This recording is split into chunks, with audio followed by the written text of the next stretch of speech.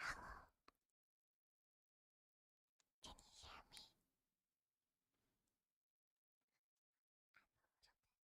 It's for today. This is my first ever time doing ASMR. I took a little bit of extra time. I was trying to get some more stories ready. Super comfy. Super comfy. There's gonna be no jump scares at all.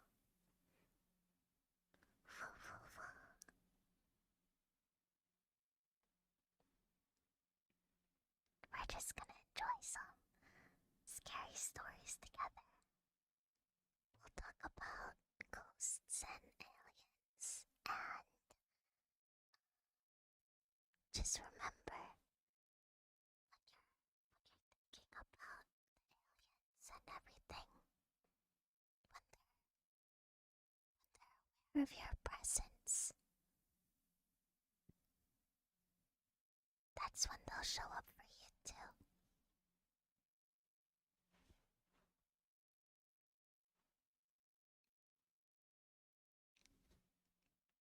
I don't want anybody to experience any bad situations during the stream, so I brought some omikuji. If you'd like to cleanse yourself of any bad luck or bad omens at any time,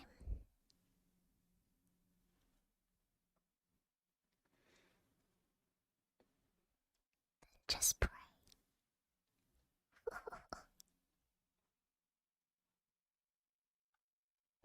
I hope that it sounds okay. I was trying to set up my ASMR mic last night for the first time, and I realized that I could not plug it in. I was missing the plug to plug in the ASMR mic. So I had to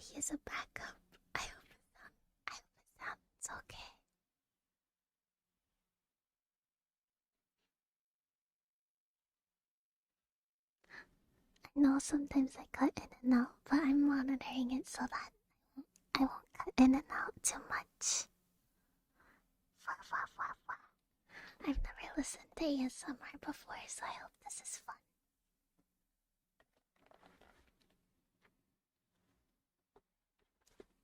I have all of my alerts on, but don't worry, they're muted. So nothing should interrupt our ASMR session.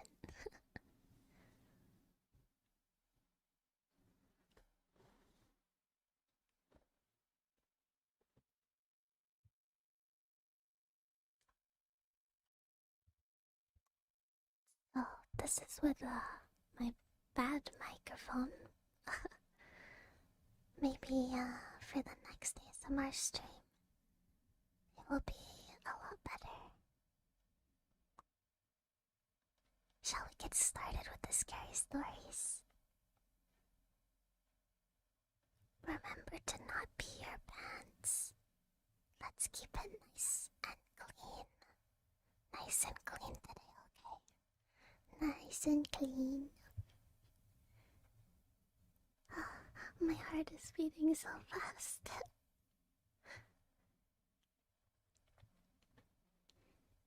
Okay, here's the first story. I was a live-in caretaker for a 94-year-old woman with Alzheimer's for about a year and a half. She had moved into her daughter's home deep in the woods of middle of nowhere Washington. Marie was prone to say weird things, like that her sister, who was dead, or her mother, who was dead, or her husband, who were dead, were in the house or outside very regularly. I had been working with dementia patients for a few years by this point, so it never bothered me. Marie was terrified of the woods. She would tell me about how there's dangerous animals out there, and I could get lost easily, so I must always stay inside. She was also worried about her mother and husband having to travel through them. Again, this wasn't worrisome behavior given her health condition. I had been working with her for about 6 or 7 months when I would start waking up to her walking down the halls in the middle of the night.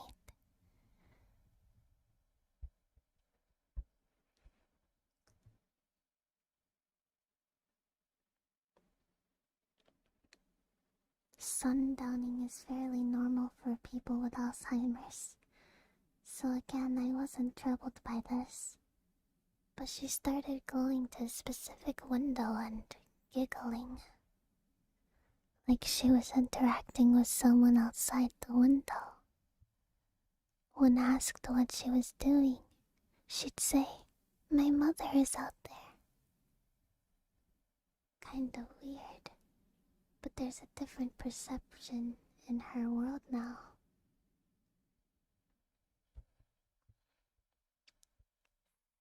DJ Max, I will offer you some protection for today and give you a little bit of a fortune. Hopefully you don't get any bad energies that stick on to you after today. Unfortunately, the universe has said that you get small bad luck today, but that your lucky number is 90.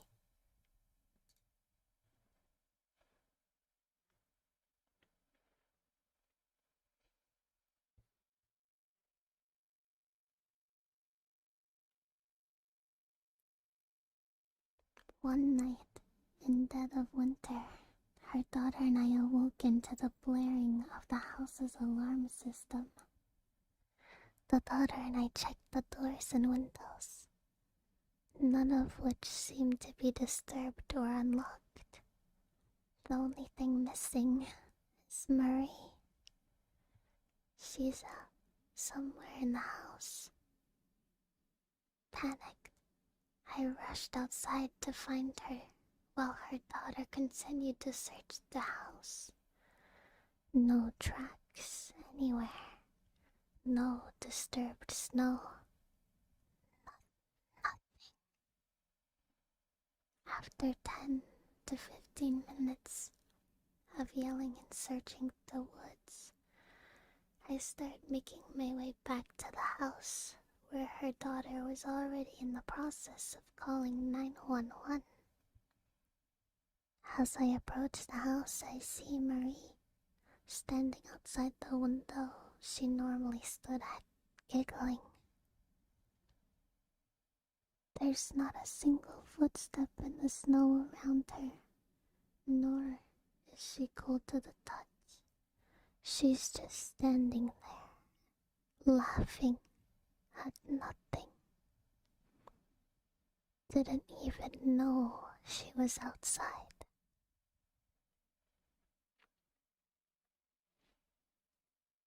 Her late night window visits became more frequent after this, but less happy.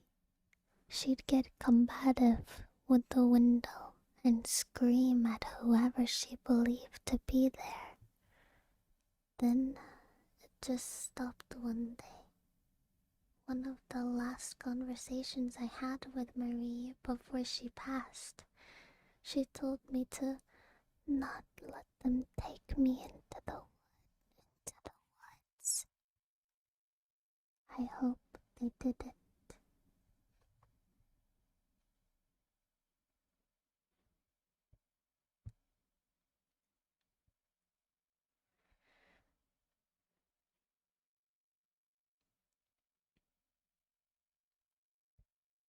When I was in college, I worked at a little gas station in the middle of nowhere, Alabama. That was open pretty late. It was a great job because after 10, we really had no one that came in, so I could turn on music and work on my homework. One night, a little after midnight, I was getting ready to count down the register and pack up my things when I went to the back office and proceeded to start counting money.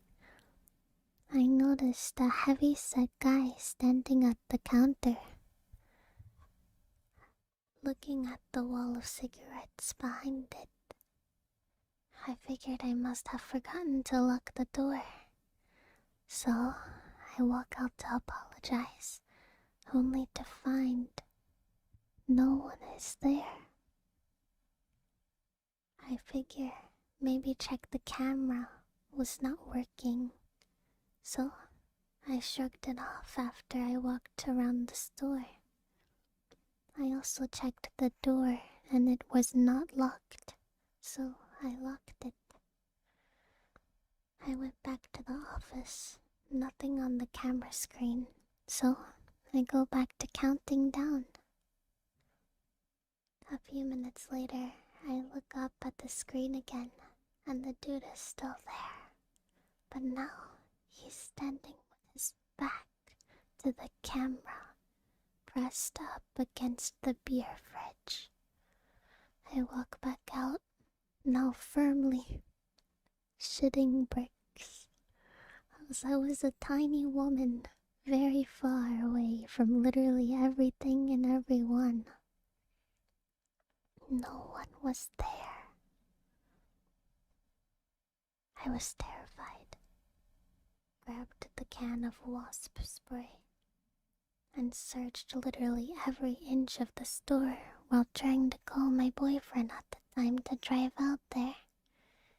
He was sadly too drunk to do so and said, "You're probably fine," before hanging up. I summoned the remaining courage that I had and went back to the office, locking the door behind me as I did before, hurrying through counting everything again. Looking back up at the screen one more time, I I saw the same dude standing there and looking at the office door where I was. He was perfectly still, not moving, just standing there. I quickly finished counting the money down, threw it in the safe, and pretty much ran out the store, not shutting the lights off behind me. The next morning, probably about 4 a.m., I was called by my boss, asking me to open the store because he had a family emergency. The extra money was nice, so I agreed, but asked if I could bring my friend with me since I would only be for an hour or two, and I told him what happened the night before. Oh, you saw him, huh? Yeah, go ahead. He scares me too.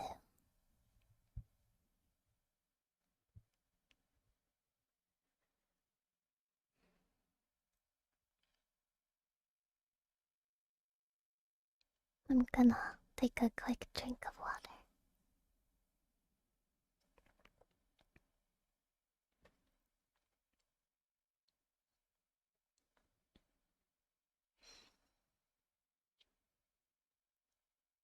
Sometimes I don't know what's scarier, real people or paranormal activity.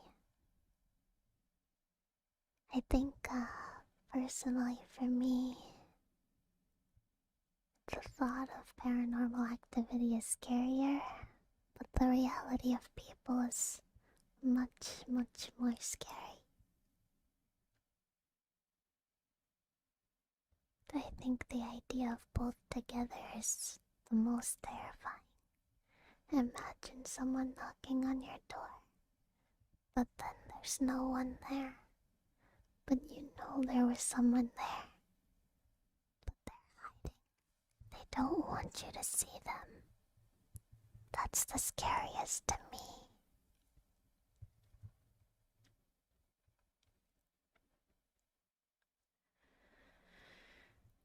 I grew up on a ranch in a small, old California ranch house. Lots of windows to stay cool in the summer. Almost all the rooms opened up to the central living room. I was probably 14. My brother was 11. And my mom was out that night running an errand. Brother and I are together in the living room. He's sitting by the stove and I'm lying on the sofa. We're both doing homework inside, the lights are on. But through windows, it's pitch black. As I'm reading, I hear footsteps on the mud porch leading up to the front door. It's an old house, and I hear the heavy footsteps clearly. But I hadn't seen my mom's car drive in. I hadn't seen or heard any car. It's the country. I would have heard a car approaching and seen their headlights through the dark windows, but there was nothing. Just the footsteps on the porch. They stop at the front door, but no one knocks. I'm frozen. If I had gotten up and looked around the corner through the kitchen, I would have seen the owner of the footsteps standing at the door, which had a window, but they would have seen me. If I talked to my brother, they'll hear me. And in the dark, anyone could be looking through the windows at us, but we couldn't see out. I go through all my options. The person is standing at the door, in or out of the house, which is not always locked. If I go to the kitchen to grab a knife, they will see me and know I see them. We can't hide. The house is too small and they'll see where we go. My heart is racing. My best option is to pretend I don't know for as long as I can and be ready for whatever comes next. But after a few minutes, I don't hear any more footsteps. I calm down. I might have just imagined it. 20 minutes later, I hear my mom's car and see the headlights go across the windows. I run outside because I'm still a child and I want my mother to know how scared I am.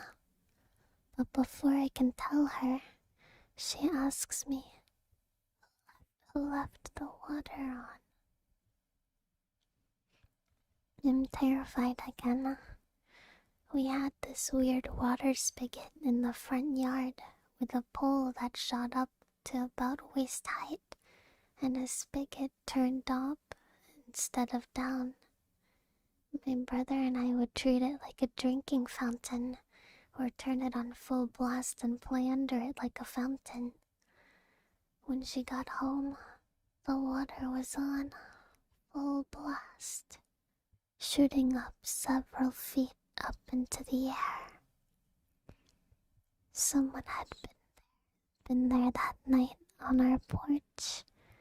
They saw my brother and I alone, no car in the driveway. They didn't come in, but they wanted us to know they could have.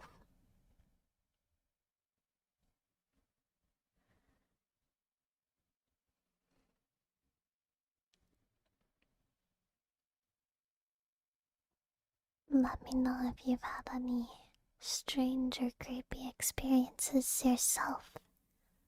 I love reading scary stories.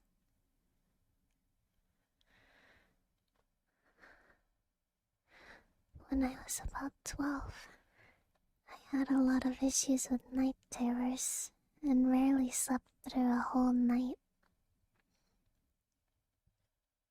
One night, I got up in the middle of the night to go to the bathroom. I sat down, half asleep, and thinking of nothing but emptying my bladder and going back to bed, when I see movement out of the corner of my eye. There was a man standing by the door to the bathroom, staring at me, not moving. He was wearing a tattered gray jumpsuit and had a crotch, little to no hair. I don't remember how I got down into the basement where my parents slept, but suddenly there I was, hysterical. I did not say a crotch, I said a crutch, the kind you use on a broken leg.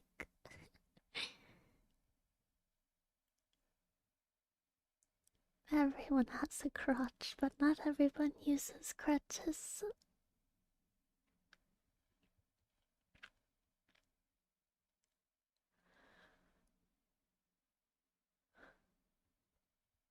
My dad finally went up and looked in the bathroom and kitchen. He saw nothing, but allowed me to sleep on the couch down there anyway. I didn't fall back asleep. About an hour or so later, I heard the sliding door to the bathroom from my sister's room and limping footsteps. The next morning, my dad searched around and noticed that the fridge and pantry had been raided. They never caught the guy.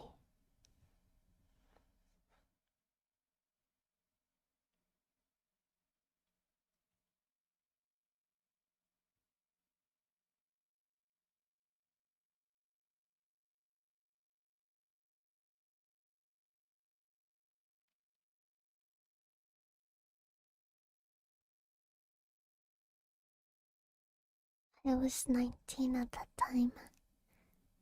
A buddy of mine was on leave in the USMC visiting. Going to sleep, I let him sleep in my bed, and I took the couch.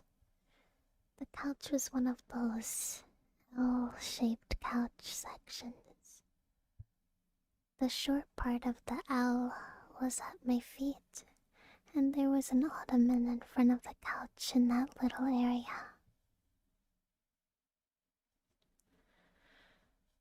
Had one of those weird sleeps where I woke up before opening my eyes. When I opened them, a creature right in front of right next to the ottoman, like within arm's length. There was a light on the hallway, so it was like a silhouette from the light behind it.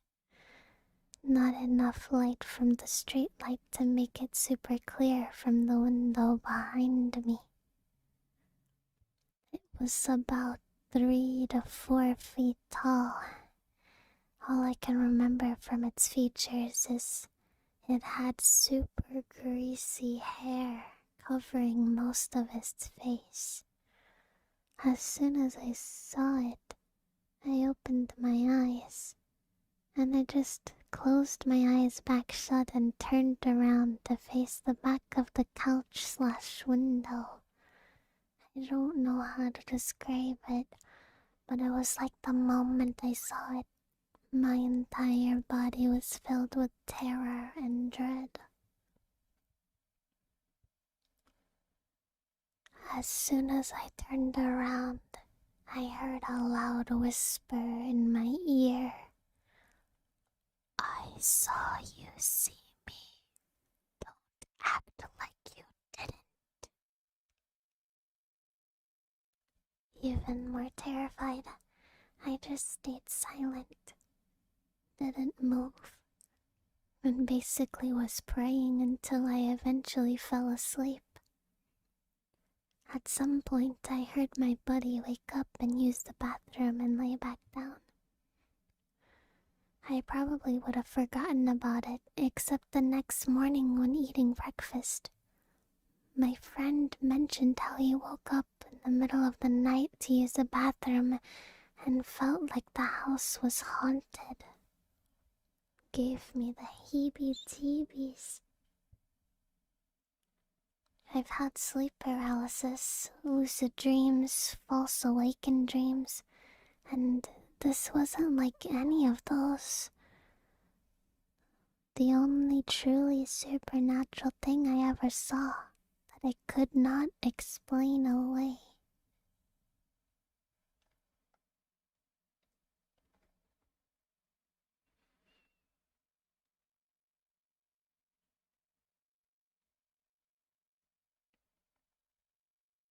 Never experienced sleep paralysis personally, guys. I've heard about it. Maybe even if it's not sleep paralysis. Have you guys heard about the guy that everybody is supposed to know? The guy that everybody can recognize. I never thought anything special of it, but it is a little weird, isn't it? Yeah, the guy.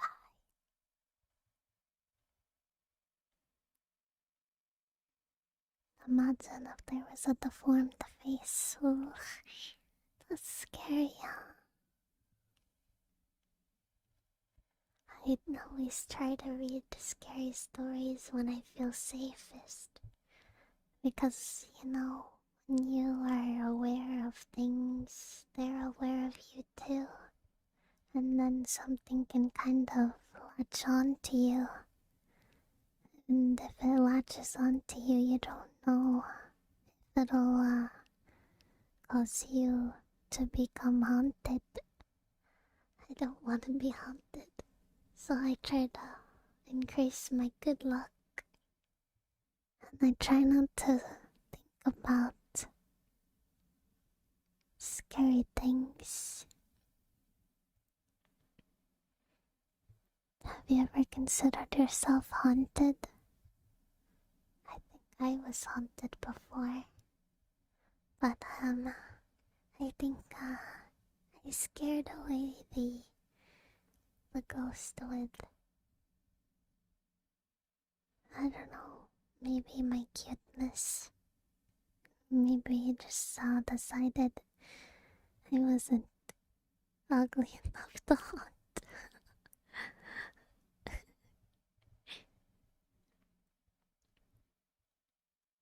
He scared me for a while though. It was mm, yeah, I'll tell my own personal story. And when I was on Earth, before I went up to the moon, I lived in a little simple house, just a little regular house, and you had neighbors on the side. And my bedroom was on the side of the house, it was not on the front. It was the kind of house that your neighbors would be an alley away. You would be right next to them, but there's a little tiny gap where you could plant a tree or something, just so that the houses had some breathing room, I guess. I'm not sure the real reason for it. Anyway, my window pointed directly towards this alleyway, and I was a little bit of a gremlin at the time. I definitely stayed up very late playing video games. Sometimes I would stay up until 5 a.m. and then I would wake up at 7 a.m. so that I could pretend that I didn't stay up until 5 a.m.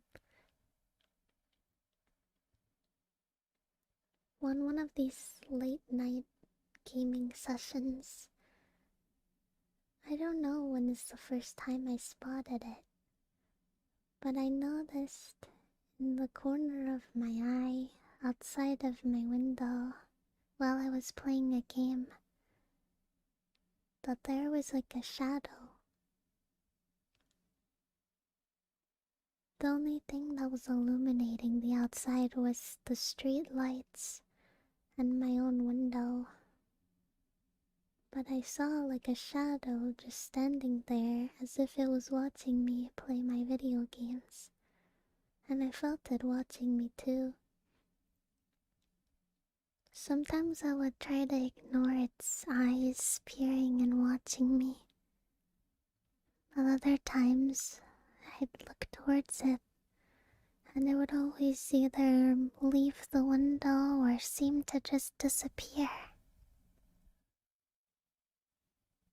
At first, I thought it was like a real person and not supernatural. I believed that it was some sort of stalker dude that wanted to open my window and steal me away or something. But I never really told my mom, so I don't know why I believed that it would steal me, and then I told nobody. After some time of the shadow man watching me from the window or walking past my window, I started to notice him around my room when I woke up or in the corner of my eye, but inside of my room now when I was playing. And he would just stand there if I kept him in my peripheral vision. But he would just seem to go away if I looked directly at him. Sometimes I experimented and I acknowledged his presence, but I never looked directly at him to see if he would disappear. And he stayed in my peripheral vision until I looked at him. To this day, I'm never really sure if it was some sort of illusion, or perhaps if it was something more. I would be a little too scared to acknowledge it. but it kind of escalated until I saw him around the whole house when I was alone late at night, when I would get up to get a snack from the kitchen and waddle through the gremlin shuffle back to my room as to not wake up my parents. And it's like something would run out in front of me and it would physically make me jump, and then I'd spill all of my chippies on the floor. I'd have to pick them up off the floor and put them back in the bowl and eat them. So a lot of times my late night snacks were floor snacks. All because of the creepy shadow man that haunted me for a while. Eventually, I just started to try not to care. And slowly he stopped visiting me. I don't know exactly when he stopped exactly, but I know that I haven't seen him for a while. Hopefully he's still good and scaring somebody else and making their chips fall on the floor. Anyway, that's a personal experience of mine, so if you guys have a personal experience, feel free to put it in the comments. I'll try my best to read it, at least in my mind. And maybe we can increase our luck together after this.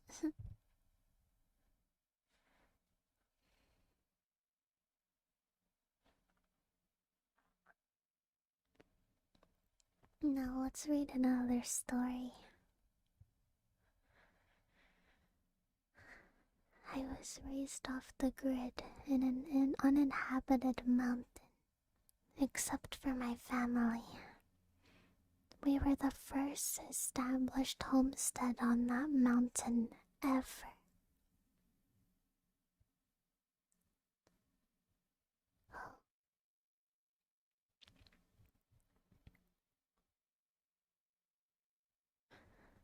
And the first residents since the early 1900s miners left. The log home we built was located about half a mile down from the deserted mining camp. There's still a little published history recording that camp's journey up there, or who mined there. It was an operation roughly 15 years ago that boasts about 9 cabins. The camp has traded many hands many times since I was a child. I used to hike to it and play around the cabins. I remember in the most intact cabin there had been a notebook. I read passages from not only the current owner, but also one of the past owners, recounting tales of the little blue girl. Is that me? Trust me, guys, I'm not a ghost. Trust me, okay? Just believe me. Later, I had found remnants of an old children's fort, built with 1900s handmade cabin doors, hung in a mistletoe fir tree for a tree house. One night, when we all came home, we cleared the dirt and built a fresh home with no bones or artifacts. One fall evening, as we entered through the mudroom into the house, we all heard a strange noise. We looked at the front door, going to the porch, and the deadbolt was locking and unlocking very fast. It takes some muscle to lock and unlock a deadbolt. It quit, I said. Mom? She walked up to the front door, opened it, and there was nothing. There was nothing there. She shut the door. The deadbolt locked and unlocked and remained still. It was just the wind, she said, and it never happened again. Years later, in my mid-20s, I was taking a family friend for a horseback ride. We walked along enjoying the early spring day and the horses, chatting about whatever came to mind. Suddenly, about 40 yards off, we heard a little girl laugh loudly. Ha ha ha. He he. My friend smiled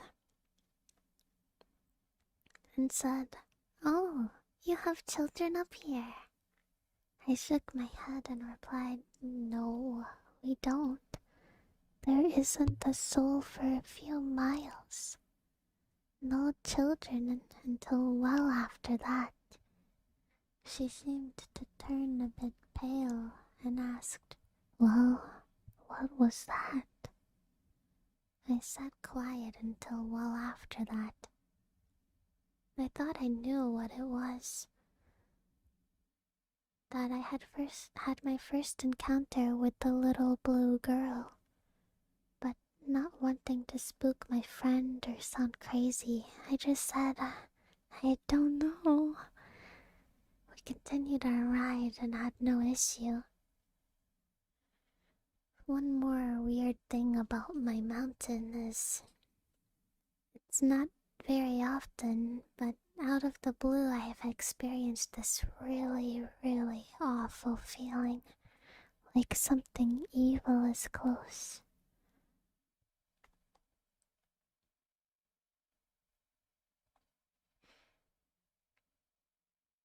I was having a chat with an older gentleman who was an avid outdoorsman, an overall tough guy who owns property up there. We started talking about strange happenings up there. I asked him about the evil feeling, thinking he'd laugh at me and poke fun, but to my surprise, he got dead serious. He recounted a time he was in his cabin, and in his words, he ain't scared of shit. But all of a sudden he said it was like the darkness outside got even darker, and he became terrified.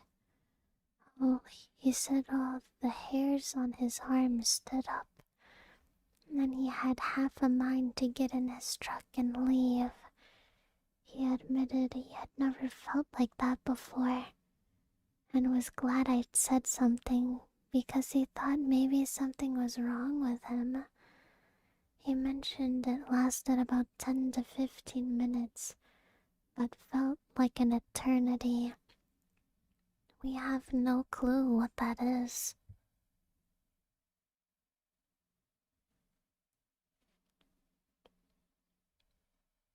If the ghost can laugh in that last story, why doesn't it just say hi? Maybe it just takes joy in scaring and tormenting others. Or maybe there's something in the air.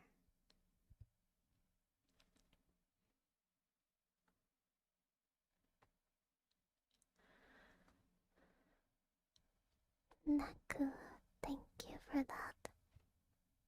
I hope I'm able to cleanse you a little bit. Let's find out your fortune.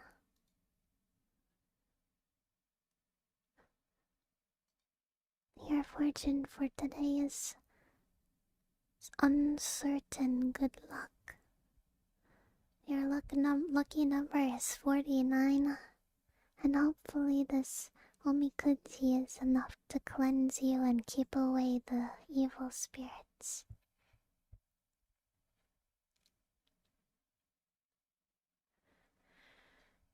When I was a teenager, I lived in a really old house with my parents. It was so old that it still had skeleton key locks on most of the doors. It was a strange house that had some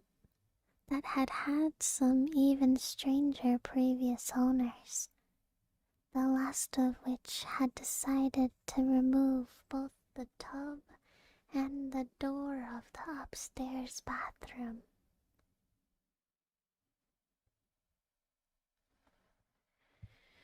See, the house had a basement that had at some point in time been turned into a full separate apartment. It had a kitchen sink, a full large bathroom, two gigantic walk-in closets, and even its own entrance and exit that led out to some stairs that climbed up into the backyard. The place was supposedly haunted according to the deed.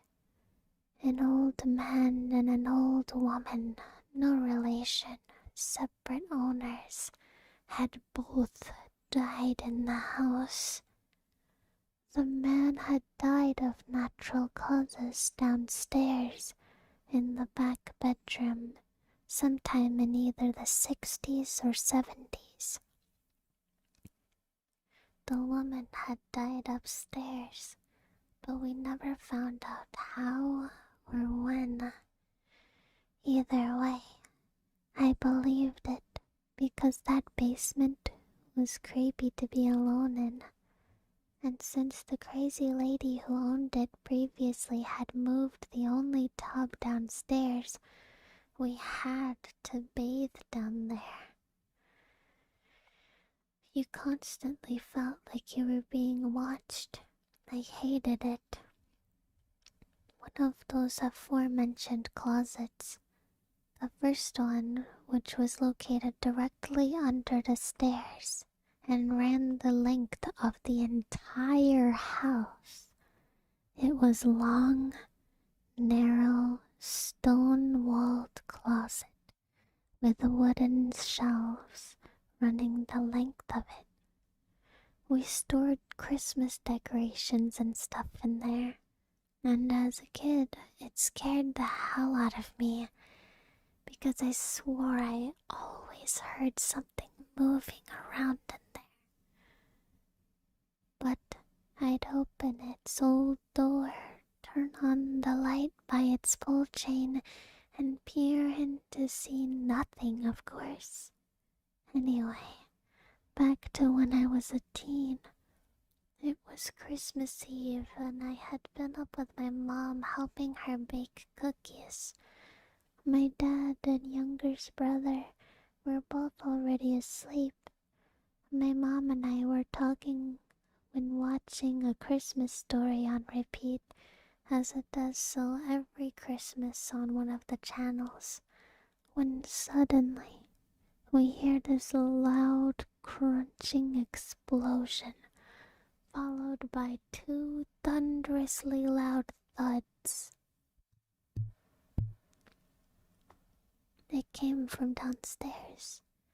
This woke my dad up immediately, who came out into the living room, wide-eyed and clutching a baseball bat.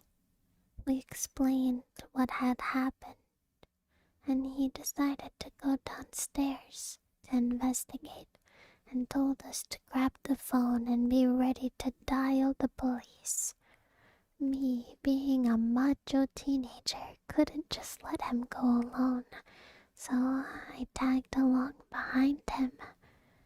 After he started to descend the basement steps, we get down there and turn off the staircase to see the heavy oak door of the closet has been torn off its hinges and thrown across the hallway. It had collided with a brick support pillar that hid the water heater.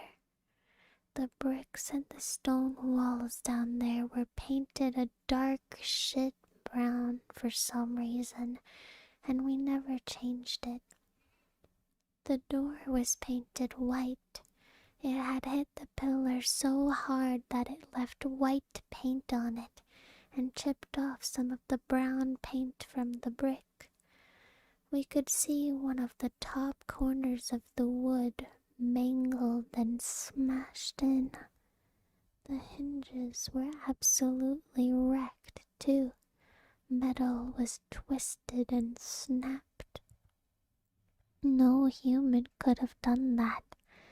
It was a heavy, real oaken door, and it had been so violently flung open that it had been torn straight through metal hinges as if they were made of plastic, then collided so forcefully with the brick pillar across the hallway that it chipped paint and destroyed that corner of the door that had made contact. Mind you, this wasn't a narrow hallway either. It was decently wide hallway, a good 8 to 10 feet wide. There was nothing inside of the closet, but it was ransacked. The wooden shelves were torn down and the junk in there was thrown around the room. Even the light cord was torn off, just leaving the small chain that flipped the switch. We never did find out what caused that mess. Never happened again either. To this day I can't explain it. Other weird stuff happened there during my stay there, which was into my early 20s, but this one was one of the weirdest and hardest to rationalize. I grew up in a really old house. Oh, that's the next story. Listen, I'll save that one for just a little few seconds.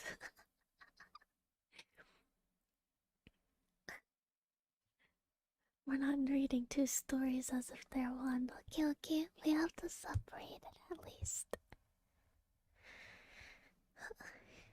Whenever I read these stories, my heart beats so fast.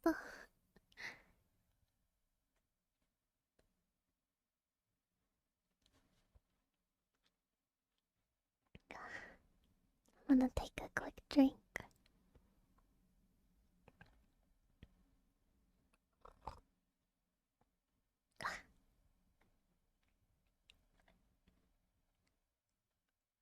Okay. I grew up in a really old house that my mom inherited from her parents. Since it was pretty old, the house grew organically over the decades as more rooms were added, so that by the time we lived there, it was pretty big. I have several older siblings, so the bedroom assignation changed a lot over the years as they moved out to go to college. And that by the time I was a junior and the only ones living there besides my parents were me and one of my brothers, who was at the time a college freshman, but still lived at home because his college was located in the same city.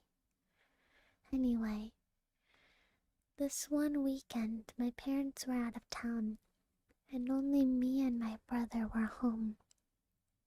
But he was out partying with his friends. So I was alone on a Saturday night playing SNES in my bedroom. Now, my bedroom was upstairs and had two entrances, one that led to the hallway and the other that led to a staircase that led to a sort of attic whose function had changed often over the years, from a bedroom for some of my siblings to a TV room or an entertainment center to a place to store stuff and back again and so on as needed. At the time this took place, it was being used more like a traditional attic, and it was full of old junk and the stuff my older siblings had left behind after moving out, but hadn't yet gotten around to taking to their respective homes. So there I was playing SNES when around 1 a.m. I start hearing someone whispering from the other side of the door that led to the attic room. Tough stretch, tough stretch, tough stretch. Open up, open up, open up, open up. Tough stretch, open up. Tough stretch, open up, open up. Now that room had another entrance that led to the garage. So I figured my brother was back from partying and was drunk and decided to pull a prank on me and scare me. So I decided to scare him in return. Since the door was locked on my side, I decided to make my way around by going downstairs and stealthily entering the attic from behind and scaring the shit out of my drunk brother. Thing is, when I got to the kitchen, I could see through the window in the door that led to the garage that my brother's car was not there. I went to our front door to check if his car was parked outside in our driveway, but it wasn't. Since I had a pretty good view of our block on either direction from there, unless he'd park around the block as part of his prank, he clearly was not home yet. Unless he'd gotten a bit drunk and had decided to leave his car behind and get a ride home, that is, and I was not going to fall for that. So I went in the garage, still thinking it was a prank, but when I got to the door that led to the staircase, that led to the attic-like room, I could see that it was not only closed, but also locked from my side. Puzzled, I went back to my room, turned on my lights, unpaused my game, and went back to playing. The whispers kept calling me by name and insisting that I should open the door for a while longer. But I simply pretended I didn't hear anything because I just didn't know what else to do. I was 14 years old or so at the time, and my brain was struggling to make sense of what was going on, because either someone that had knew my name and for some reason was using both my first and middle name when addressing me had broken into my attic and gotten trapped there somehow, or something even weirder was going on. This was back when cell phones were not a thing, as you might surmise from the fact that I was playing SNES, so I could not call my brother or anything like that, and calling the cops from our landline never even crossed my mind as a valid option. I mean, what was I going to say?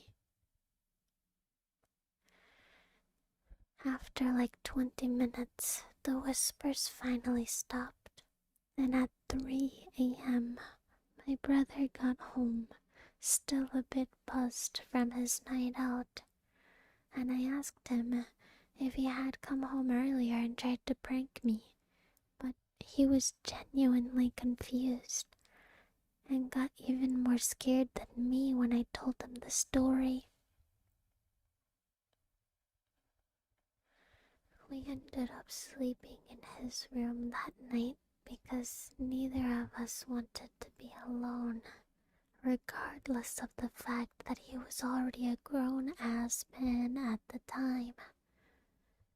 Nothing more happened that night, and I never experienced anything quite like that before again. In that house, although there were some other strange things happening over the years, I'm not really a believer in the supernatural. But to this day, I have no idea what the hell was going on that night. And sometimes I wonder what would have happened if I had opened the door.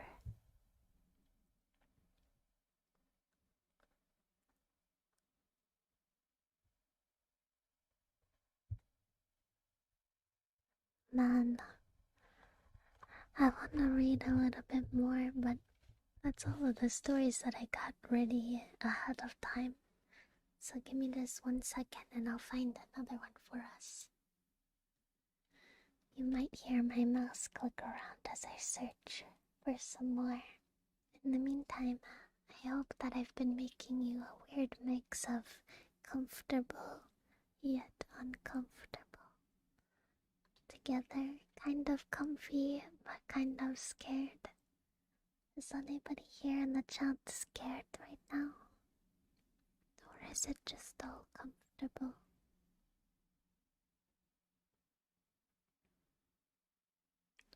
Thank you, Blitz. Hopefully you're not too scared of spirits attaching onto you.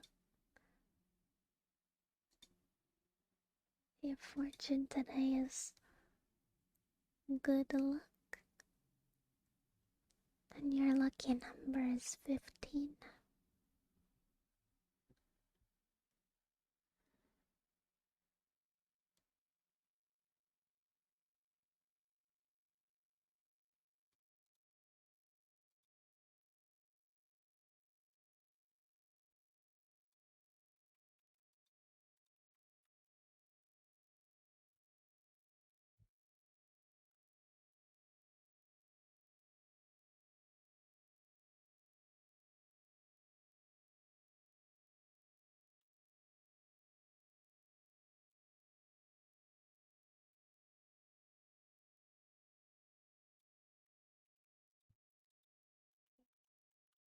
I found 2 stories that I'll read now.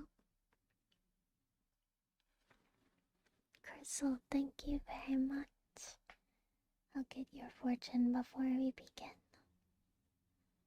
Yeah, any form of support you guys can give, and I will give you a fortune. And in the way of like Buddhism and omikuji, usually the more that you donate towards the shrines is more luck and more protection from dark spirits and stuff like that. I'm not a shrine maiden, but I try my best.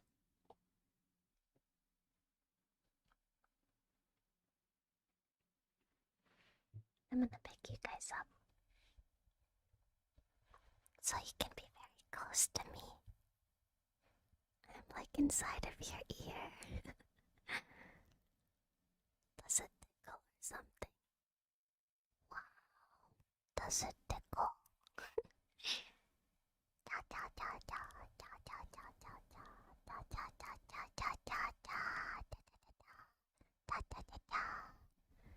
Oh yeah, for Grizzle.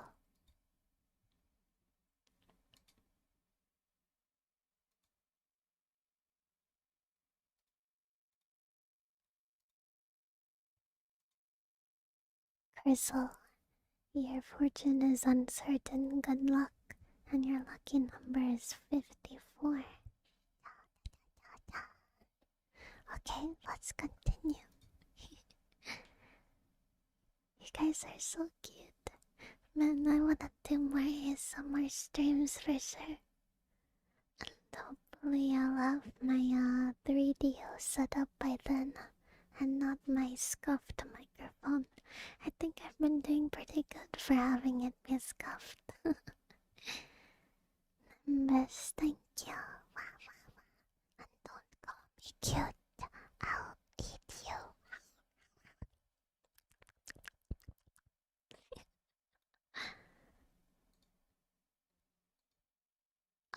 Oh, Nimbus, your fortune is bad luck.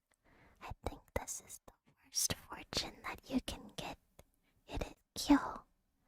Your lucky number is 86. Hopefully your luck changes.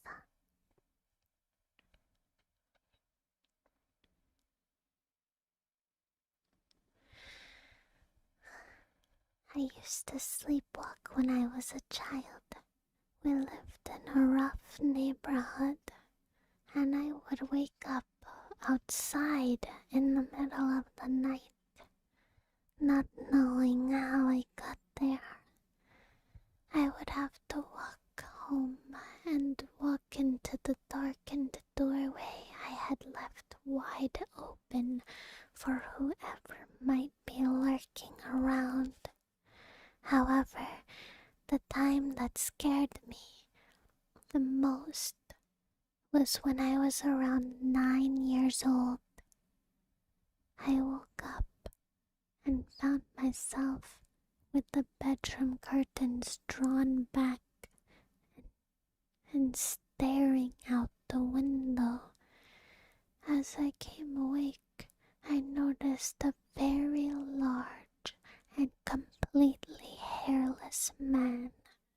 No hair, no eyebrows, etc., staring at me and slowly inching closer to the window and closer to my face. He was looking bewildered, like he wasn't sure what he was seeing. At that moment, I realized what was going on, and I started screaming uncontrollably, frozen in place, peeing down my leg. The man freaked out and screamed. I did a tumbling move and ran off in a weird zigzag like he was trying to dodge bullets. My mom woke up and thought I probably had a nightmare. The next morning, we found a screwdriver on front porch and a damage to the door jamb and handle. The dude was trying to break in. Oh my god. I still pee my pants when I tell that story, but now it is usually from laughing. I would never forget the look on his face when I started coming to life and screaming, or his high-pitched scream, or his duck and roll and dodging bobbing all the way down the street.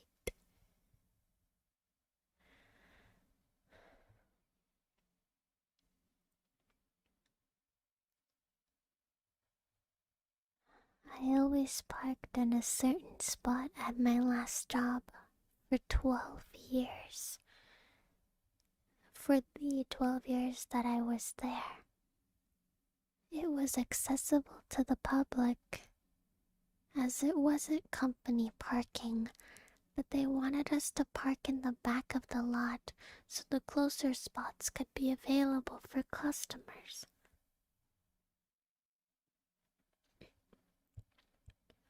One day, my spot's taken by a dark-tinted caddy, and I'm immediately pissed because everyone knows it's mine.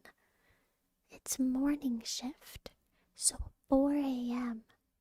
So it can't be one of the others, 'cause I know what they drive.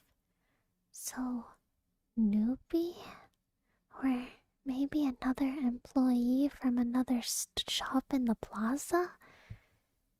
it's still there on my lunch break, and when I go home, and the next day I come in at 1 p.m. until close, around 9:30, and then also the next.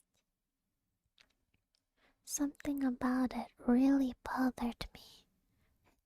It smelled wrong. Literally.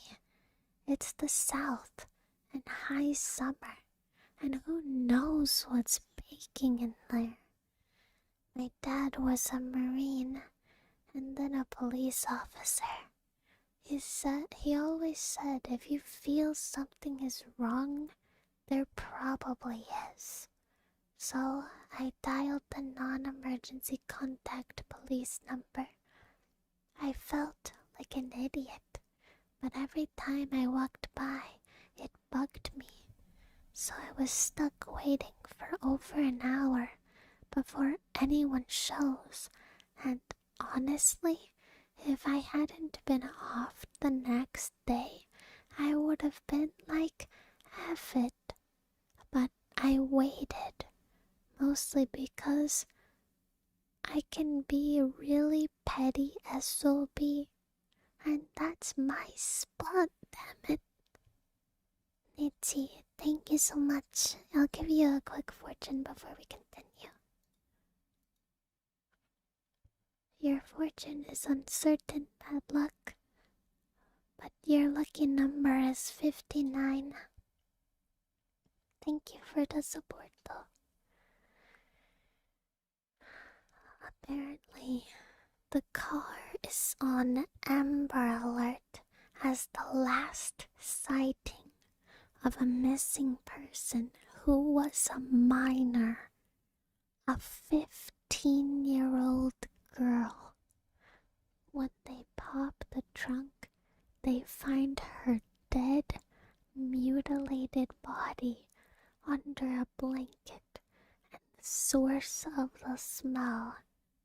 She had gone out with much older, controlling, insecure boyfriend, but had decided to get out of the relationship.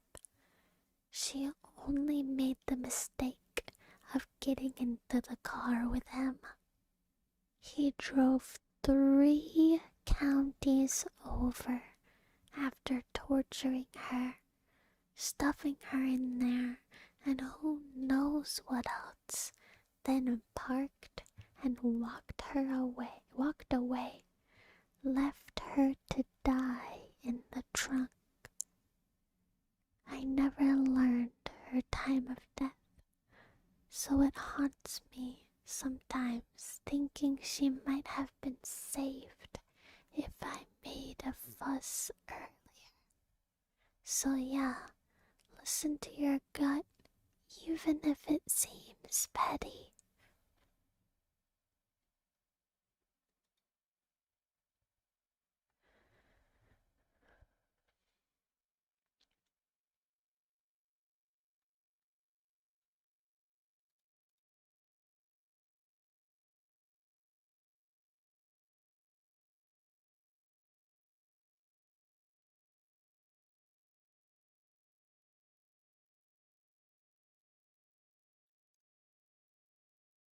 Scary.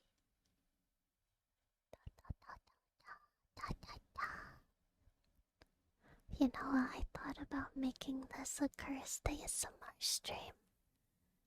I thought about getting like 2 knives and like sharpening them together, or like scratching it on the side of the microphone. I don't know, I think it would have been funny. But I didn't grab it. It would have been interesting. I mean, imagine if we were reading a story about like a serial killer, and then it's like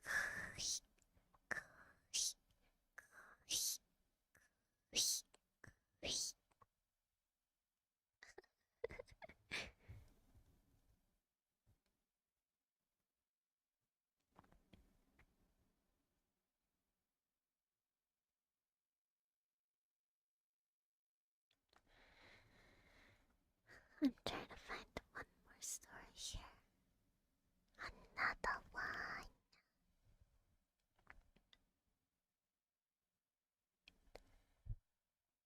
That's a good idea, Crystal.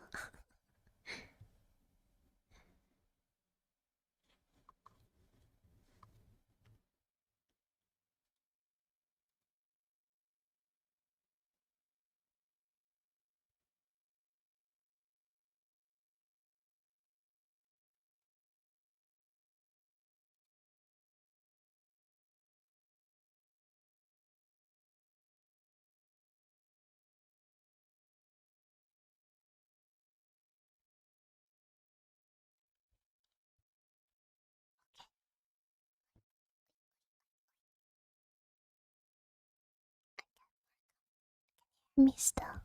I got more comfortable. Ba ba ba. I was camping with my husband and his family at a small remote lake in New Mexico.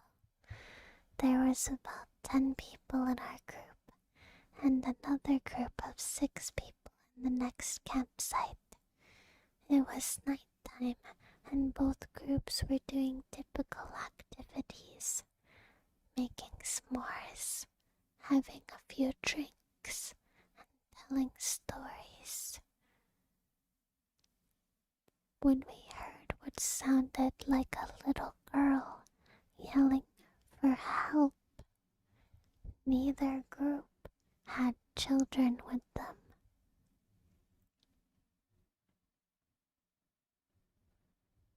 But we were all positive we were hearing a little girl and decided to search the area we heard the noises from together.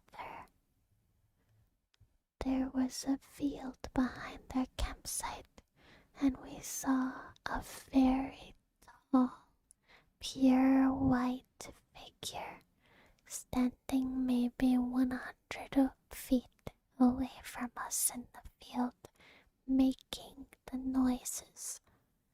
We all agreed this thing looked maybe 6 feet tall, skinny, and as white as it can be.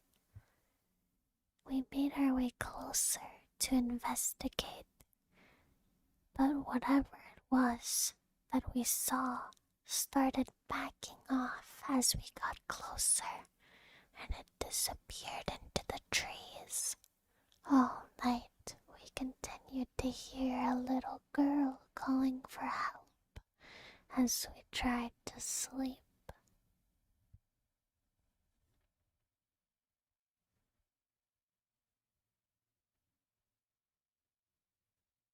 Moshi moshi. Moshi moshi. Moshi moshi.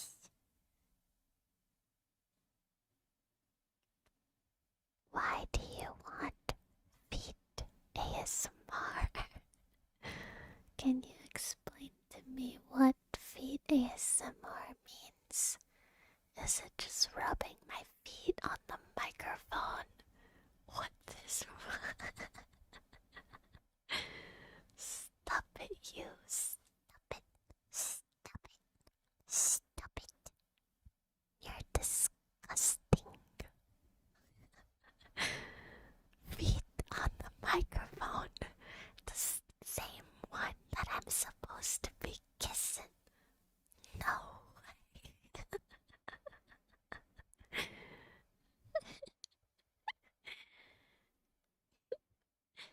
Oh my gosh. You know what? I might be able to be convinced, but I won't do it for free. Not for free.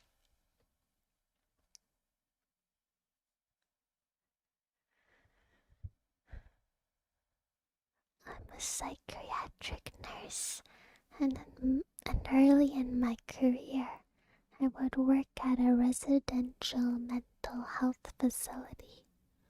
One of our residents was an elective mute, which means that he didn't, couldn't, wouldn't, or couldn't talk.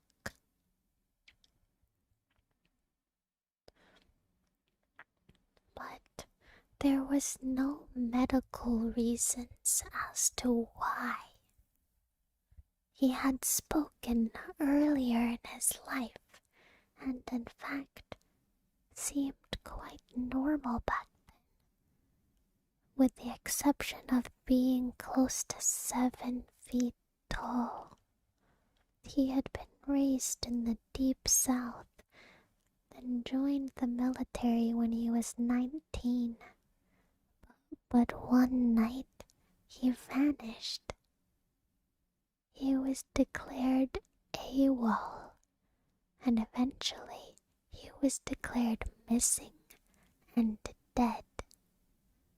10 years later, a 7-foot tall man walked into a VA hospital emergency room in my part of the Midwest and said to the receptionist, "My name is Marion Duchesne, and I've been dead for 10 years.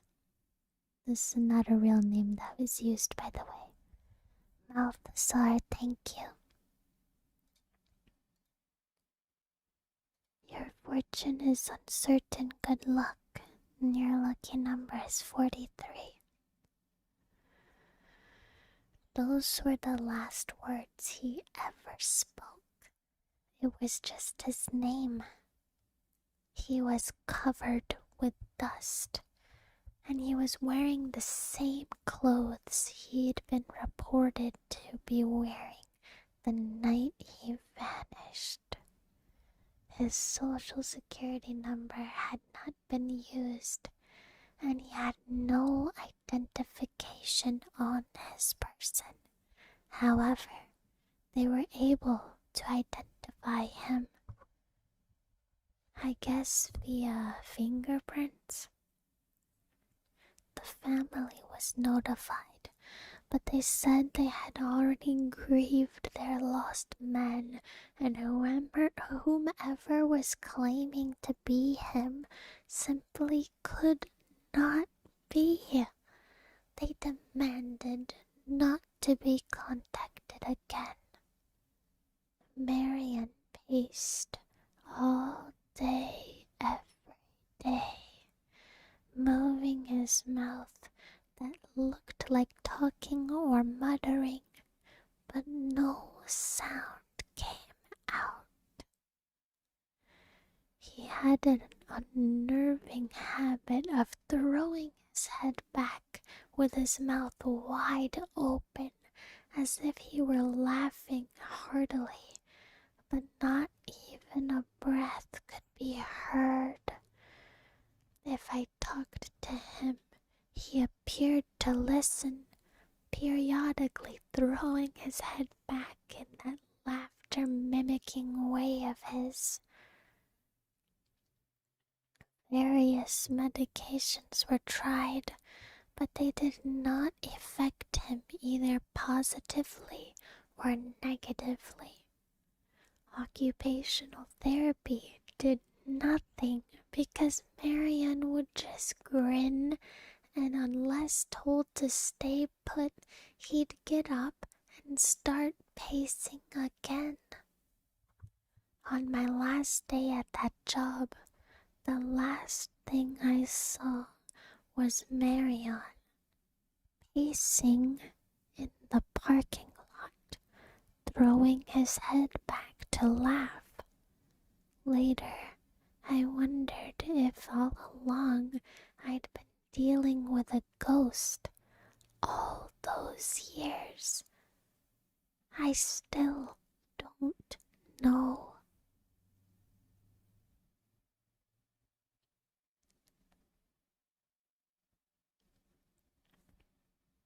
Dang, what it do?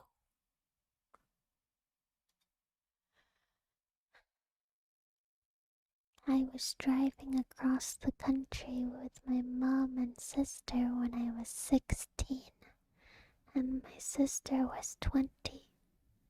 It was late, but we were well rested and still alert.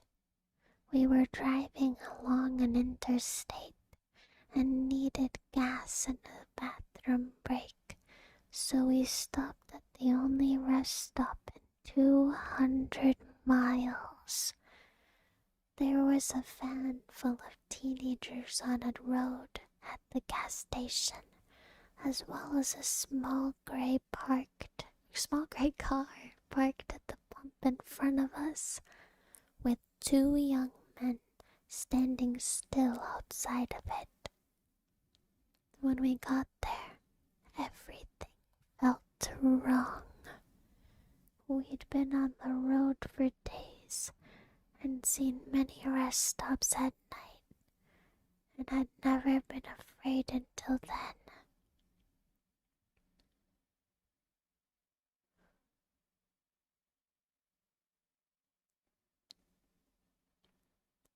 My mom and sister went inside, and I stayed in the car. I heard the teenagers say they were creeped out and could not get the pump to work, and they left in a hurry. I was watching the car in front of us, and the two men had not moved at all. Not an inch. They weren't talking. They weren't on phones. They were just standing there. They were just standing there, still as stone. My sister and mom came running back out to the car, and when they got in, the two men slowly turned to look at us, while not moving or pivoting the rest of their bodies. And I swear, we all saw the same thing. They had eyes dark as pitch, and empty, truly empty, not black, not reflecting any light at all, just a void. We sped out of there and did not stop until we were in the next city. The worst thing about the entire experience, we could not find the place on any map.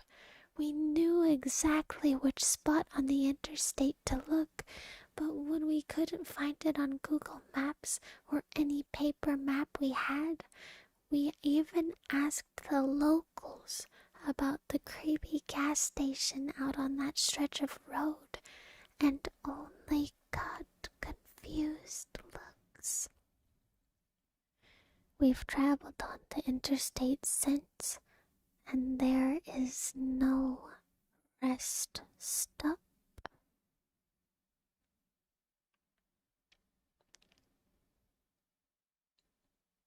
It just disappeared.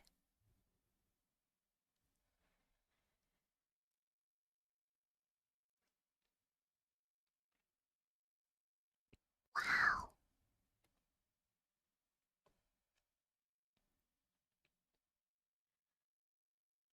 We were driving my friend's really old beat-up Subaru through a massive graveyard. We stopped and walked down a hill and came across a little pond. There was someone sitting on a rock on the other side of the pond. The figure was all black, and we couldn't make out any features other than the fact it looked like a man who was wearing some sort of old-style hat. We stupidly waved and shouted, "Hi!" He didn't show any acknowledgement and continued sitting still on the rock. All of a sudden, he jumped to his feet, started running at us on the water, and vanished in thin water about halfway in the pond. My friend and I screamed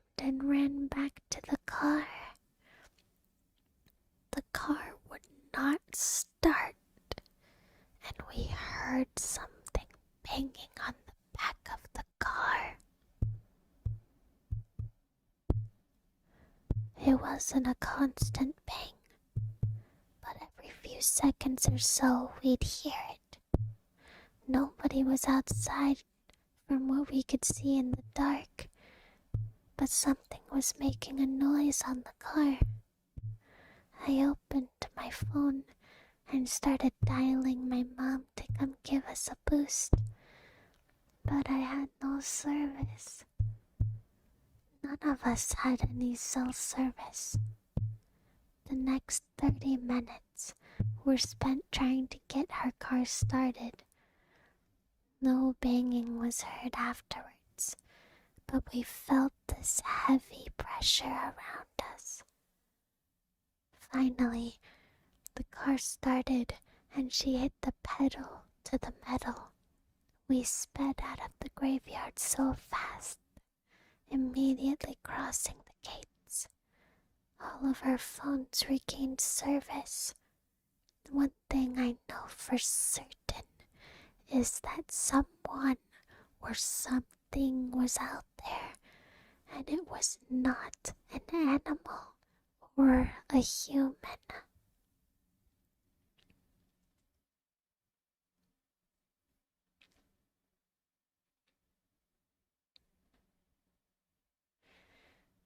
I never want to see a ghost in real life.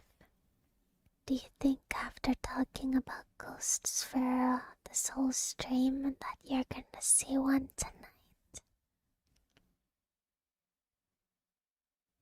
Yeah. What if when you're washing your hands in the bathroom, you look up and your reflection is just not right? There's just something off about it. You look back down to start washing your hands, but your reflection keeps watching you.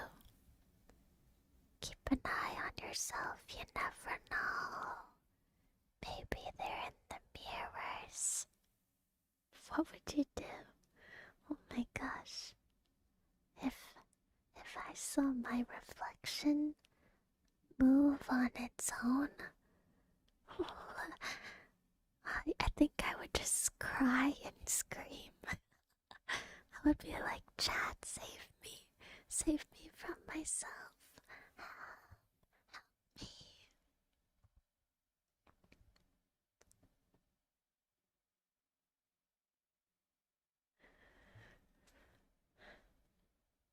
Sometimes I like to pull a fast one when I look at myself in the mirror. I like to do something I don't normally do, like stick out my tongue, or make a weird face, or say something, so that I know I gotta keep it on its toes, you know. That way I'm the first person to know if the mirrors are fake. Oh, I'm gonna take a drink real quick and we'll read the next one.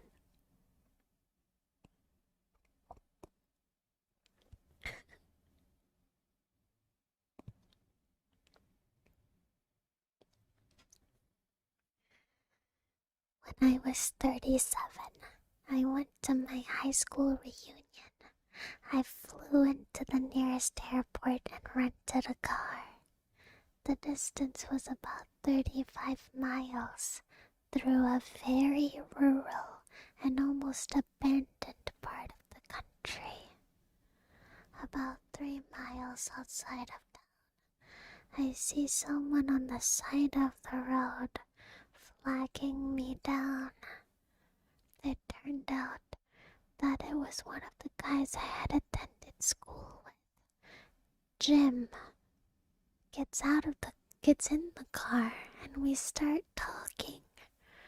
I had not seen him in 20 years, but he still looked the same. Maybe a little older. had not. Oh. We get to town and I ask him if he wants to come to the VFW and get a drink. He says, no, just take me home. Jim's parents had lived only a few blocks from my grandmother's house, and I turned in that direction, but he said to take him to the outskirts of town. There was a mobile home park there, and I figured that is where he lived. When we reached the end of the turnoff, he said, just drop me here. It was good to see you again. And he walks off into the night.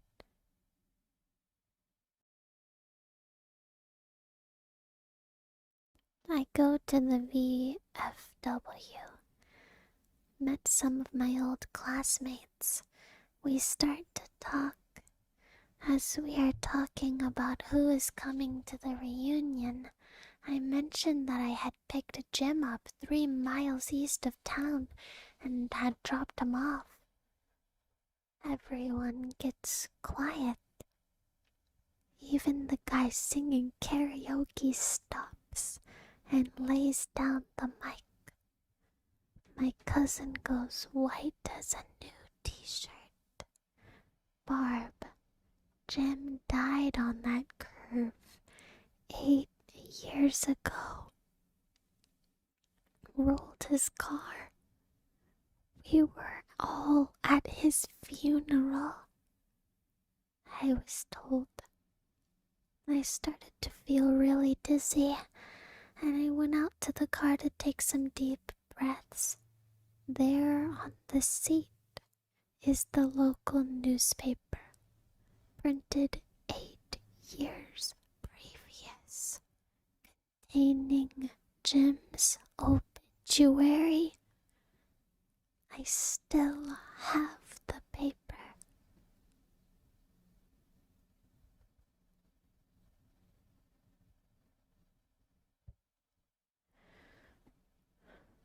I need protection after that one. I'm feeling a little scared.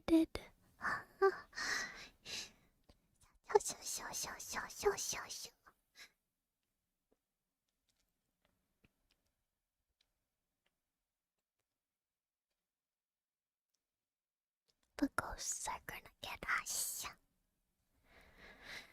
After we moved into our home, we were told a woman had died there at the hands of her abusive husband. She hated men. My dad would wake up with scratches all over himself, and whenever my brother was mean to my sister or I, he would have scratches on him as well. One day, my brother hurt our sister. He hit her with something. When he woke up later that night, he had a horrible bloody nose. The day we moved out, my brother accidentally broke his twin's arm trying out a wrestling move. He swears that he would have died that night if it wasn't our last house. If it wasn't our last in the house.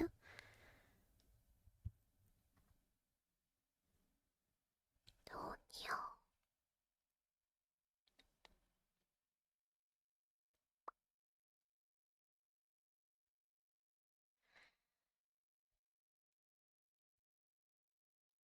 I've sometimes found mysterious scratches on myself, but I always just blame my dogs. Or maybe I was just scratching myself really vigorously or something. Who knows? After my parents divorced, I want to read this one first. I was standing in my parents' room, talking to my very sick dad at the time. He was dying of stage 4 esophageal cancer. I got the feeling something was behind me. I looked towards the doorway to the living room, and something about 4'6" and fully black is peeping around the corner with its hands on the door frame. I ran towards it, and it slipped back around the door. When I got outside the doorway, there was nothing. My dad was completely confused when I stepped back inside the room. When I tell him, people who stayed at my house in my dad's final days claimed to have seen it.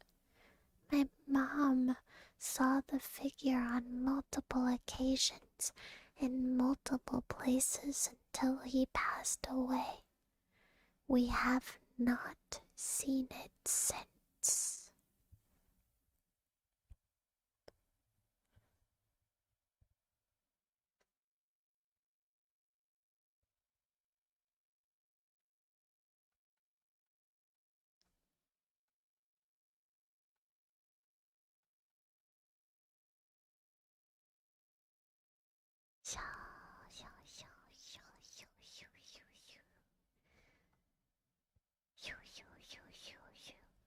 I'm always the most scared by ghost stories that are like real, you know? Like anybody and everybody can write a copy pasta. But the real experiences that cannot be explained are the ones that scare me.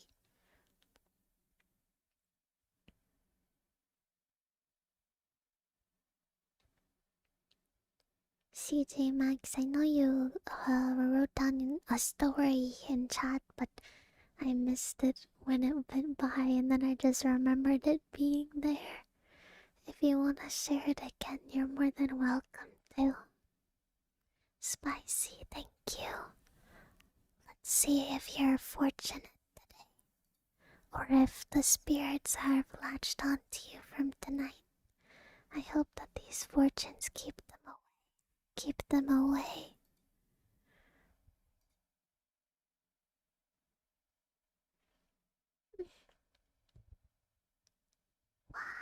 You have uncertain good luck. Your lucky number is 34.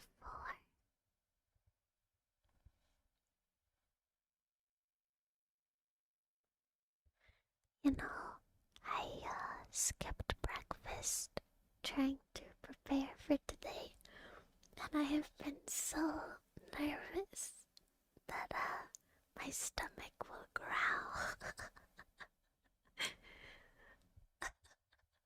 This whole time I'm like on the edge of my seat, like, will it growl while I'm talking? Will it set off the microphone? I only skipped breakfast because I wanted I wanted to hurry. Do you guys think it would make a noise if I put the microphone up against my stomach? Do you guys want to try? Okay. Listen. For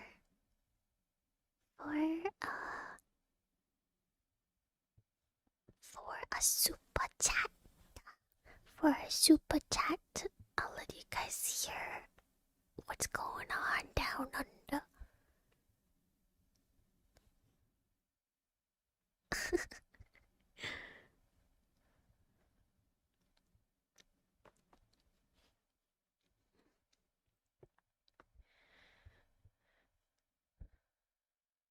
Shortly after. Wait, this one? After my parents divorced when I was a teenager, I lived with my mother. I experienced a lot of paranormal happenings several times when I was reading in my bed.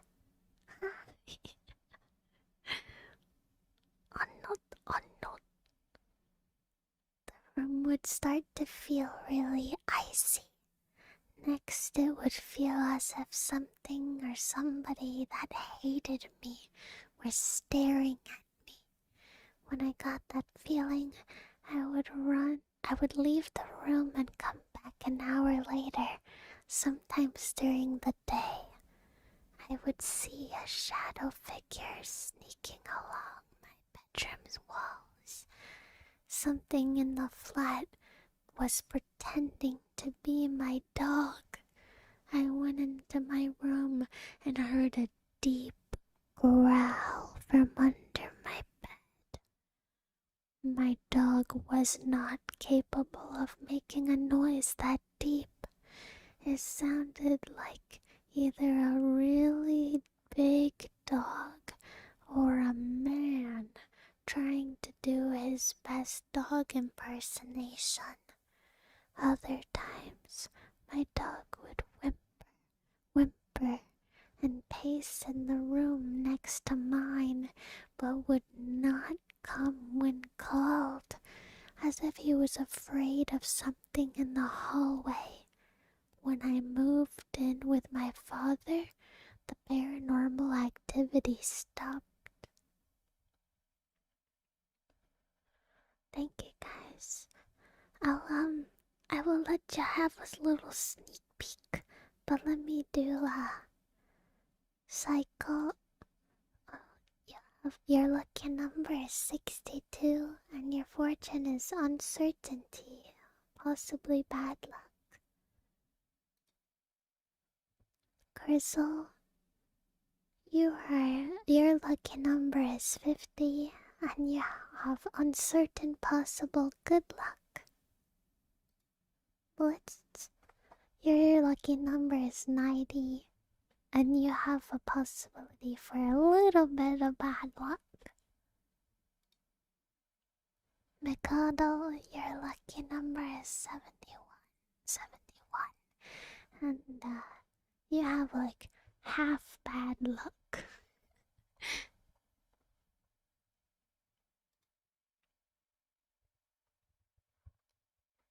Fine, I'm gonna put the mic on my stomach. I don't know if it'll read anything. I'm gonna stand up, okay? If it rumbles, I'm going to end the stream. Not really, but I'll be very embarrassed. My tummy, it's just hungry. How can I, like...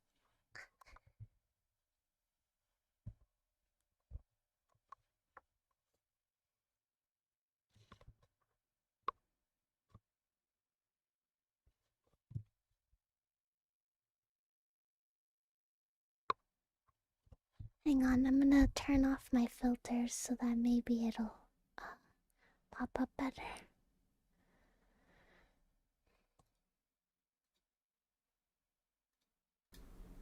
It might be a little bit more loud, but let's see.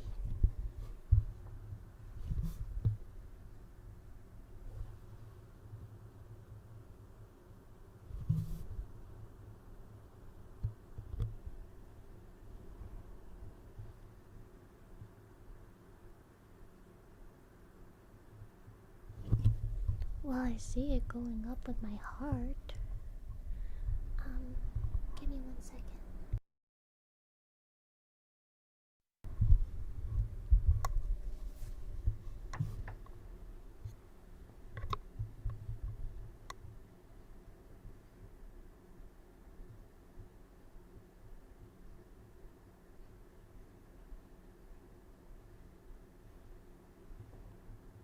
That's my tummy. That's my tummy. Yeah, my tummy. Tummy. I don't think it wants to gurgle. No gurgling.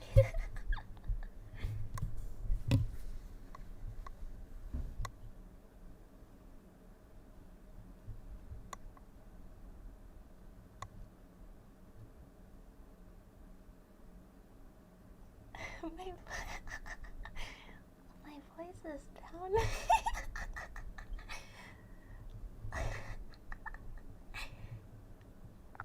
Wait, I'm gonna like wiggle my tummy. If I shake it, sometimes it gurgles.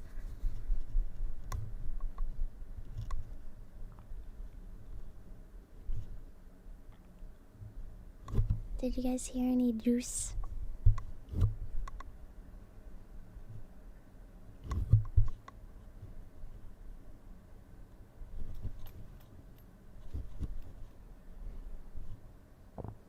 Oh, there!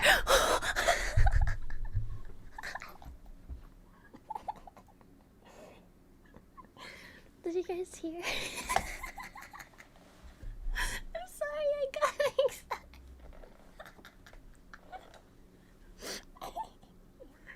Let me turn back on the filter so that it's. I'm sorry.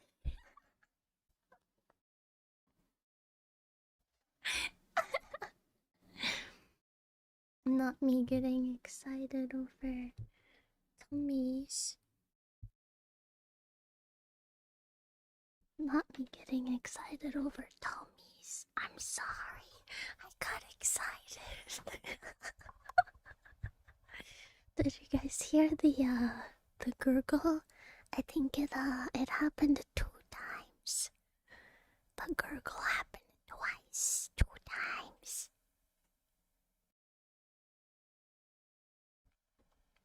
It is an empty tummy. A very empty tummy. I'm sorry for hurting your ears. I'll kiss your ears to make up for it, okay?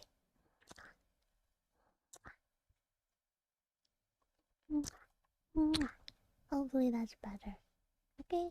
No yelling, no angry. No angry.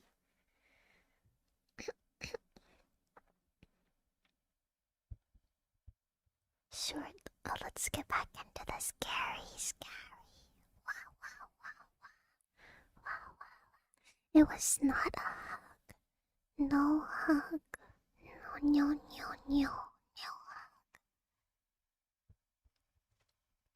Shortly after college, I got married. We immediately moved into a basement apartment because that's all that was available within our budget. This place had a poltergeist, and my wife was terrified. Whatever resided there with us made it clear it wanted to live alone. Dishes, glasses, and other items would fly off the shelf. My wife was hit several times. There was always an ominous feeling like we were being watched. At night, when we walked through the apartment in the dark, there would be insanely bright flashes of light that would illuminate the entire room.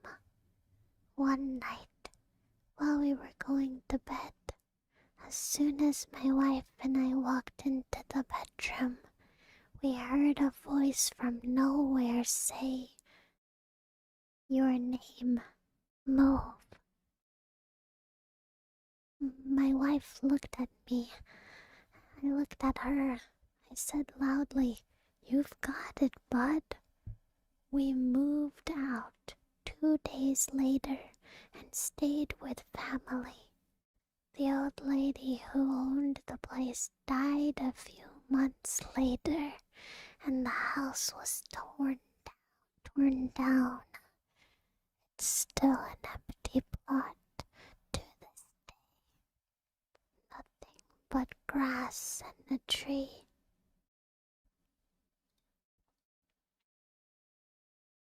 I still drive by it every so often.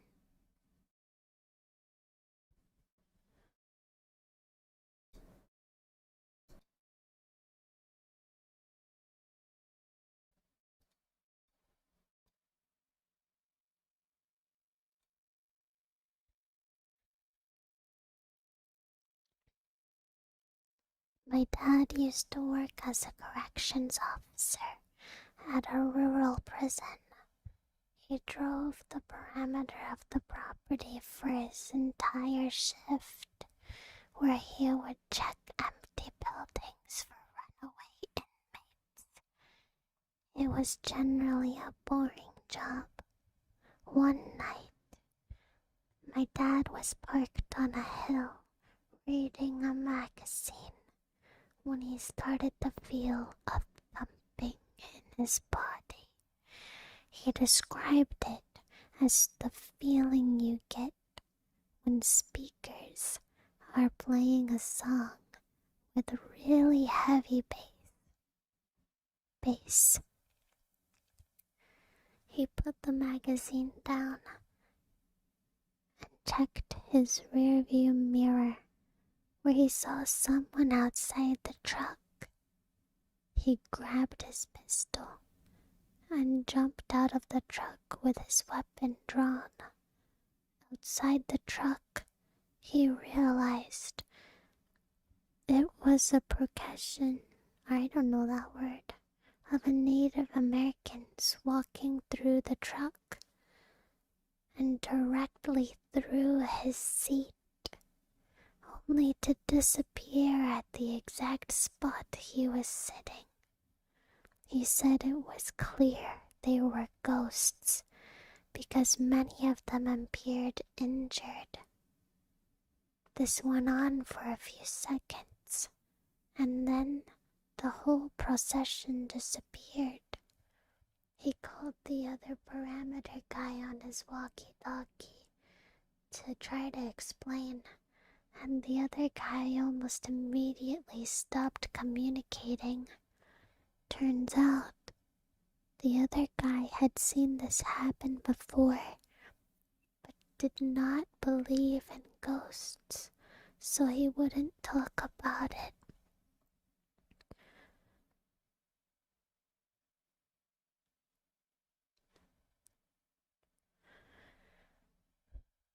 I worked as a forensic nurse in a hospital's lockup unit. We had one older lady who swore she was being haunted and abused by a demon she would call Tiberius. So many crazy things happened while she was on the unit. We'd go into the room, do normal care, leave, and seconds later, she'd start screaming bloody murder. We'd run into the room to find her looking like she'd been in a fight with a boxing champ. Bloody lip, black eye, markings all over her body. No one ever saw her doing this stuff to herself. She would get moved around the room by things would get moved around the room by themselves. At one point, she was in protective restraints because the doctor thought she was hurting herself. There was no way she could have moved or done anything to herself while in these restraints. But new marks would always appear, or her tray and cart would be across the room. The room was secure, so there's no way someone else was doing this. When I asked her questions, she'd just say it was Tiberius. After she was discharged, we always had trouble with that room.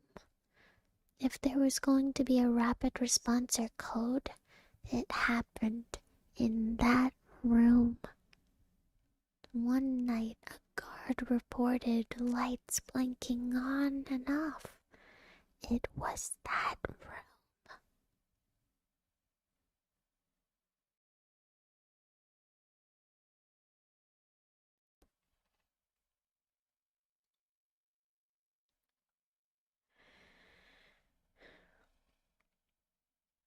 I'll read this one from CJ, but I hope talking about this doesn't make something else happen to you. Fungi, I don't remember if I did yours, so I'm gonna do it again. Fungi, your lucky number is 100, and you got great bad luck.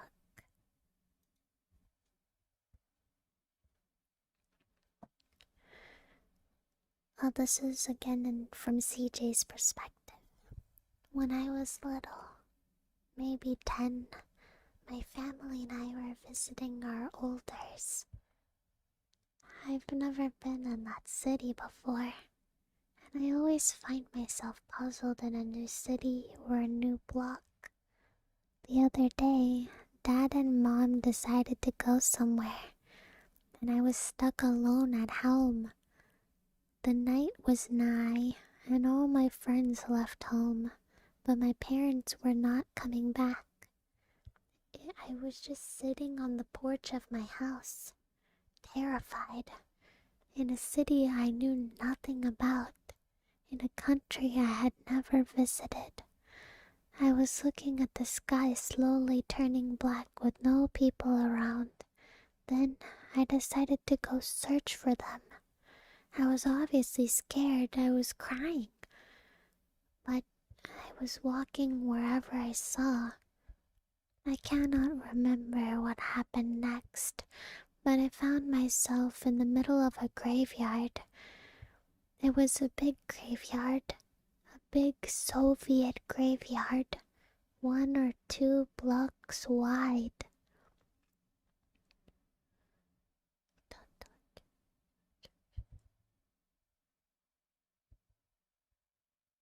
With the same crosses and fences all over the place, and tall grass. It was pitch black, and I didn't know where to go. I remember my legs running before me while I actively scared of every single sound in the area. There were dogs barking, maybe crows, cracks from my shoes. Everything was the same creepy, loud noise in my brain. In a couple of minutes, I found myself at the end of a long driveway, and my family was standing in the distance under the light. This was my last memory of this city. I'm a little confused, but it's scary nonetheless.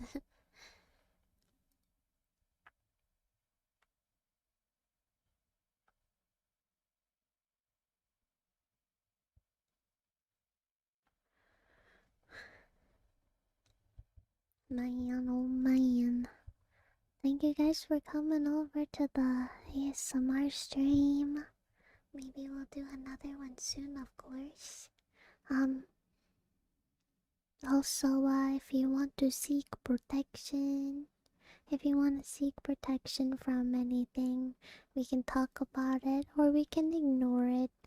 But I will be saying a prayer for each and every person that gets omikuji today. Of course, of course. Yeah, I will eat when I'm hungry. And maybe next ASMR stream we can pull out the 3DO. I busted it out and I looked at the silicone ears, and I gotta admit my first reaction was to try to lick it. I wanted to know what it tasted like. Update, it tastes very, very gross. It tastes like chemicals, like plastic and like chemicals. Like it tastes like products made in China. It wasn't very delicious, so I don't know if I'll be a licker. At least not first. It's gotta be warmed up first. But I did not realize that my current audio interfaces lack 2 holes. And so I could not plug it in. I could imagine an ASMR stream, but like only one side of your ear for the entire stream.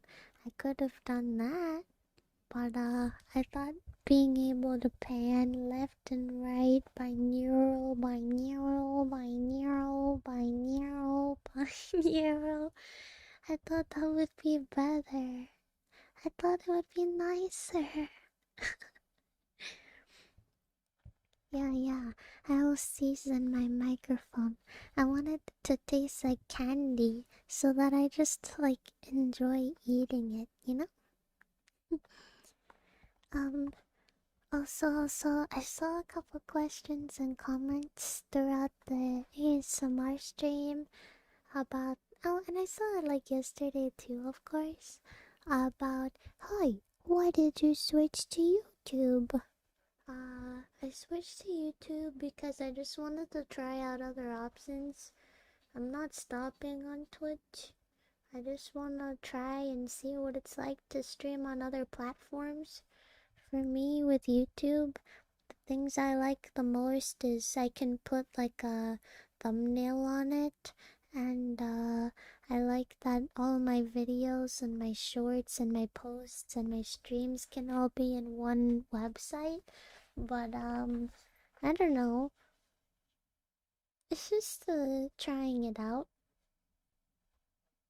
Even if I make YouTube my main streaming platform, I will most likely still do a couple streams on Twitch. I love Twitch and I still want to stream on Twitch. I didn't get scared off of Twitch. I just wanna try new things. Yeah, try new things. Oh yeah, and the VODs. The VODs are really convenient on YouTube as well. But anyway, you guys can assume, you guys can try. But thank you for hanging out with me. But anyway, I'm very hungry. Thank you. I hope I made you comfortable or I made you scared and that you had a nice time. Tomorrow we'll be reacting to feats. So I'll see you tomorrow for some feats. And if you enjoy YouTube, make sure to stop by because I like it judging platforms not based on well, kind of based on how I feel, but how you guys feel, how you guys react, which one you prefer, and I guess the stats that go along with that. So people that don't like to voice their opinions still get to voice their opinions. So, uh, we'll see basically. See you tomorrow if you like YouTube, and then probably after that, I'll be deciding if I'll be doing YouTube or be doing Twitch next week. So anyway, I'm gonna go eat. So bye bye. Thank you for coming. I hope that the ghost tickles your pickle tonight, but not too hard, just enough to give you a fright. Bye bye.